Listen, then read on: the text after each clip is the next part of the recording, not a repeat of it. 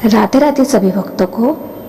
फागुन मास की शुक्ल पक्ष की त्रयोदशी तिथि को पड़ने वाला प्रदोष इस बार 4 मार्च दिन शनिवार को पड़ रहा है, इसलिए इसे शनि प्रदोष कहा जाएगा, जो कि अपने आप में बेहद ही एक खास दिन है। तो आइए हम शनि प्रदोष व्रत की कथा का रसपान करते हैं, लेकिन उससे पहले आप सभी लोगों से अनुरोध है कि मेरे इस चैनल को सब्सक्राइब कर लीजिए और बेल आइकन को हिट करके अब नोटिफिकेशन बेल आइकन ऑन कर लीजिए, ताकि आपके पास मेरी सभी व्रत कथाएं सही समय पे पहुंच सके।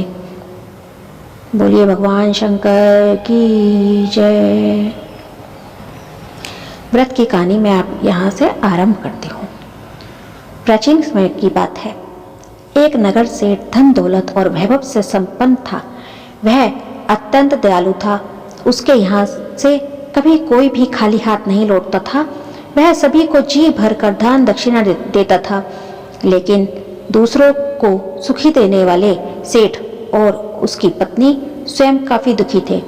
दुख का कारण था उनके संतान का ना होना। संतानहीनता के कारण दोनों भूले जा रहे थे। एक दिन उन्होंने तीर्थ यात्रा पर जाने का निश्चय किया और अपने कामकाज सेवकों को सौंपकर चल पड़े। अभी वे नगर के बाहर ही निकले थे कि उन्हें एक विशाल वृक्ष के नीचे समाधि लगाए एक तपस्वी साधु दिखाई पड़े। दोनों ने सोचा कि साधु महाराज से आशीर्वाद लेकर आगे की यात्रा शुरू की जाए। पति पत्नी दोनों समाधि लीन साधु के सामने होकर हाथ जोड़कर बैठ गए और उनकी समाधि टूटने की प्रतीक्षा करने लगे। सुबह से शाम और फिर रात हो गई, लेकिन साधु की समाधि नहीं टूटी। मगर सेठ पति पत्नी धैर्यपूर्वक हाथ जोड़े पूर्ववत बैठे रहे। अंततः अगले दिन प्रातःकाल साधु समाधि से उठे। सेठ पति पत्नी को देखकर वह मंद मंद मुस्कुराए और आशीर्वाद स्वरूप हाथ उठाकर बोले, मैं तुम्हारे अंतर्मन की कथा भाप गया हूँ वत्स। मैं तुम्हें धैर्य और भक्तिभाव से अत्यंत प्रसन्न हूँ।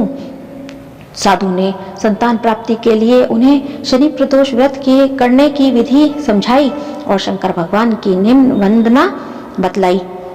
हे रुद्रदेव शिव नमस्कार, शिव शंकर जगत गुरु नमस्कार, हे नीलकंठ सुर नमस्कार, शशि मौली चंद्र सुख नमस्कार, हे उमाकांत सुधी नमस्कार, उग्रत्व रूप मन नमस्कार, ईशान शिव प्रभु नमस्कार, विश्वेश्वर प्रभु नमस्कार। तीर्थ यात्रा के बाद दोनों वापस घर लौटे और नियम पूर्वक शनि प्रदोष व्रत करने लगे। कालांतर में सेठ की पत्नी ने एक सुंदर पुत्र को जन्म दिया।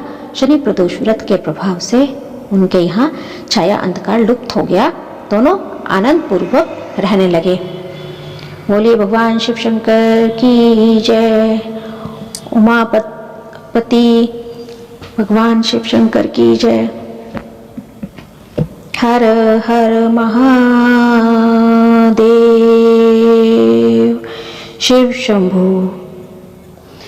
इसी के साथ शनि प्रदोष व्रत की यह कथा यहीं समाप्त होती है। और आप सभी को यह वीडियो पसंद आई हो तो मेरी वीडियो को लाइक कीजिएगा और कमेंट्स में हर हर महादेव अवश्य लिखिएगा।